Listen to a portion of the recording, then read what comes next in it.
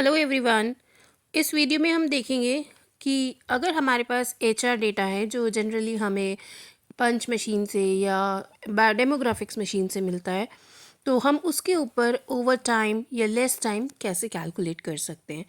Generally HR की most demanding video है, उनको इसकी ज़रूरत पड़ती है हमेशा। हम इसके लिए फार्मूलाज यूज़ करेंगे, बट अगर आपको फार्मूलाज से डर लगता है, आपको प्रॉब्लम होती है, तो आपको कोई प्रॉब्लम नहीं है, क्योंकि डिस्क्रिप्शन बॉक्स में मैं इस एक्सेल का स्क्रीनशॉट डाल दूंगी विद द फार्मूलाज। तो आप उसमें से फार्मूलाज देख के अपनी एक्सेल में टाइप करके रन कर सकते हैं। तो आपको फार्मूलाज के लिए परेशान होने की कोई ज़रूरत नहीं पड़ेगी। तो अब यहाँ पे हम स्टार्ट करते हैं। यहाँ स्टार्ट करने से पहले मुझे 2 कॉलम्स की ज़रूरत पड़ेगी। एक होगा टोटल टाइम, मतलब उस एम्प्लॉय ने पूरा दिन में कितने घंटे काम किया, वी विल गेट आवर्स। और दूसरा कॉलम होगा ओवर टाइम और लेस टाइम, मतलब उसने ना ओवर टाइम किया या कम काम किया। तो यहाँ पे सबसे पहला कॉलम मैं डालूंगी टोटल टाइम। टोटल टाइम का मतलब है कि उसने पूरा दिन में कितने आवर्स के लिए काम किया। अब मैं यहाँ पे यहाँ एज्यूम करके रख रही हूँ कि मेरे स्टैंडर्ड वर्किंग आवर्स 9 आवर्स हैं, 9 घंटे काम करना होता है। पर उससे पहले मैं टोटल टाइम कैलकुलेट करने के लिए simply out time minus in time करूँगी। That's it. मैं फर्स्ट रो में टाइप करूँगी फॉर्मूला और उसको नीचे ड्रैग कर दूँगी, तो मेरे पास सारे रिकॉर्ड्स के लिए टोटल टाइम आ जाएगा कि उन्होंने उस पर्टिकुलर डेट पे कितने आवर्स के लिए काम किया। तो आप देख सकते हैं इस तरह से मेरे पास सबके लिए टोटल टाइम आ गया है, कितने आवर्स के लिए उन्होंने काम किया है। तो नेक्स्ट चीज़ होगी मेरे लिए कि मुझे ओवर टाइम और लेस टाइम कैलकुलेट करना है। उसके लिए मैंने जैसा आपको कहा, मैं एज्यूम करती हूँ कि मेरे स्टैंडर्ड वर्किंग आवर्स 9 आवर्स हैं। तो मुझे जो भी एम्प्लॉय के वर्किंग आवर्स हैं उनको 9 से कंपेयर करना होगा।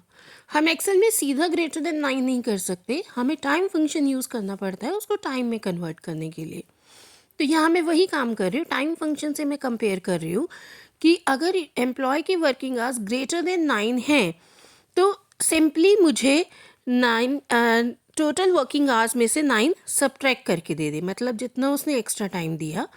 और उसका फॉर्मेट में डाल दूंगी HHMM। टेक्स्ट फंक्शन हमें फॉर्मेट अलाउ करता है देना, तो मैं यहाँ टेक्स्ट का फॉर्मेट दे रही हूँ टाइम का। HHMM means 2 digits of hours and 2 digits of minutes. तो ये मेरी फर्स्ट कंडीशन है कि अगर उसने ग्रेटर देन 9 काम किया है तो इसका मतलब कि उसने ओवर टाइम दिया है। दूसरी कंडीशन मेरी हो सकती है कि उसने जो काम किया है वो लेस देन 9 हो। तो उसके लिए फिर से मैं टोटल टाइम को कंपेयर करूँगी कि if it is less than 9, उसने 9 घंटे से कम काम किया है, तो फिर से मैं टेक्स्ट फॉर्म में लूँगी, लेकिन इस बार मैं 9 में से टोटल टाइम को सब्ट्रैक्ट करूँगी और उसके बाद इसका फॉर्मेट नेगेटिव डाल दूंगी, -HHMM। माइनस से क्या हो रहा है, ये जस्ट रिप्रेजेंट कर रहा है कि ये लेस वर्किंग आवर्स हैं। Okay, this is just the text, ये कोई कैलकुलेशन नहीं है, ये हम दिखा रहे हैं, इजीली रिप्रेजेंट होगा कि ये नेगेटिव टाइम है, मतलब उसने स्टैंडर्ड 9 आवर्स से कम काम किया है।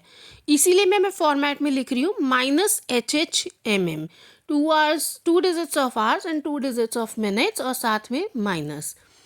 थर्ड कंडीशन क्या होगी, अगर ये आवर्स ना 9 से छोटे हैं ना 9 से बड़े हैं, तो हो सकता है एग्जैक्टली 9 हो।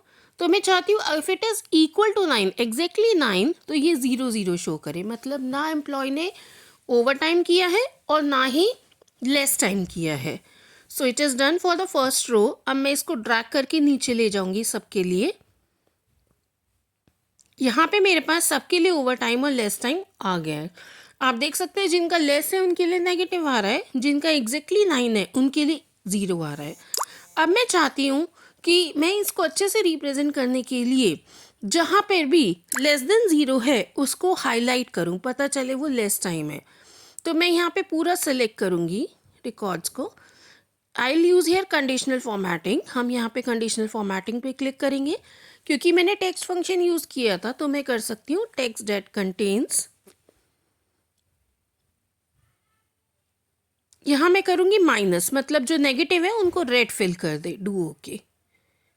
तो इस तरह से हम अच्छे से रिप्रेजेंट कर सकते हैं अपने डेटा को, हमें देखते ही पता चल रहा है कि ये लेस टाइम है जो रेड कलर्स में है। If you like this video, then please like, subscribe, share and comment on this video and let me know about more topics. Thank you.